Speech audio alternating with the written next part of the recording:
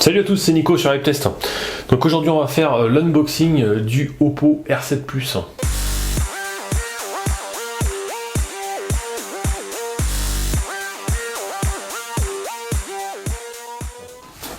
Donc voilà, on vient de le recevoir, je ne l'ai pas ouvert. Il y a une belle boîte en carton qui doit certainement protéger la boîte d'origine. Donc on va l'ouvrir, hop. Tac. Au moins, c'est bien protégé pour le voyage. Alors, une grosse boîte parce que c'est un gros téléphone, effectivement, puisque on est sur un écran de 6 pouces. Donc ça, c'est une des caractéristiques de l'Oppo R7 Plus, un petit peu comme le Huawei Mate 7, qui fait également 6 pouces. On a un appareil photo 13 millions de pixels, 8 millions de pixels pour les selfies. On a une grosse batterie de 4100 mAh. Donc ça, c'est plutôt bien. Au niveau de la taille, 158 par 82 par 7,5 mm. Donc 158, c'est peut-être assez costaud, mais pour un 6 pouces, c'est pas très gros du tout. Donc belle boîte, voilà, R7 Plus.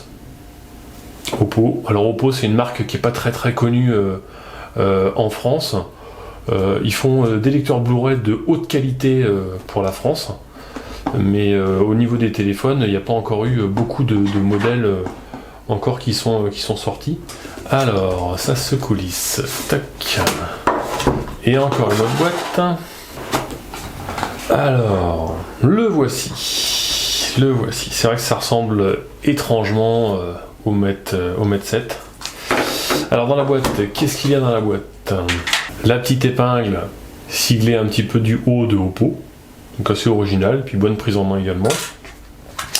Avec, ça c'est pas mal, une petite housse de protection en silicone pour l'arrière du téléphone, donc ça c'est pas mal. Puis le quick guide bien sûr, voilà, avec les informations importantes. À l'intérieur, on retrouve le chargeur secteur, assez gros, en USB.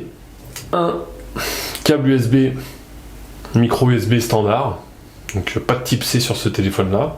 Et puis un petit kit piéton siglé Oppo. Voilà, plutôt standard le kit, hein, mais bon, il y a un kit piéton. Et voilà. Alors le téléphone, on va retirer le plastique. Hop.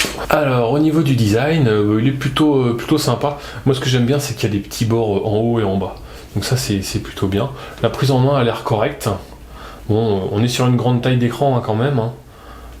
6 pouces, ça commence à faire, mais la taille globale du téléphone n'est pas déconnante non plus, hein, puisque on a des téléphones en 5,7 pouces qui sont plus gros que ça, ou en 5,5 pouces, même si vous prenez l'iPhone, qui sont plus gros.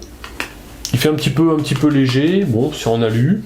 Le lecteur d'empreinte est également en aluminium, il y a un double flash LED, il y a un autofocus laser. La finition est plutôt belle. Moi j'aime bien l'emplacement pour la carte SIM. Plutôt sympa ce Oppo.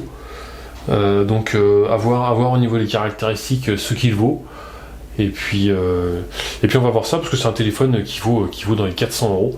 Donc il est quand même ultra abordable et il a quand même pas mal de points positifs à mon avis pour le prix, pour ceux qui veulent des grands écrans bien équipés. Je pense que ça va être un redoutable concurrent. On va faire la petite configuration ensemble, comme ça on va voir un petit peu comment ça se présente. Alors vous avez le logo ColorOS, donc, qui est le logiciel propre à Oppo, donc français ok. Région, on va laisser sur autre, parce qu'il n'y a pas la France. Donc là, vous vous connectez au réseau Wi-Fi. Donc là, vous êtes connecté. Suivant. Alors, protection d'utilisation de données. Ok. Le compte Google. Les services Google. Le paiement. Plus tard. Les confidentialités. Voilà. Félicitations, le paramétrage de votre téléphone est terminé. Mise en route.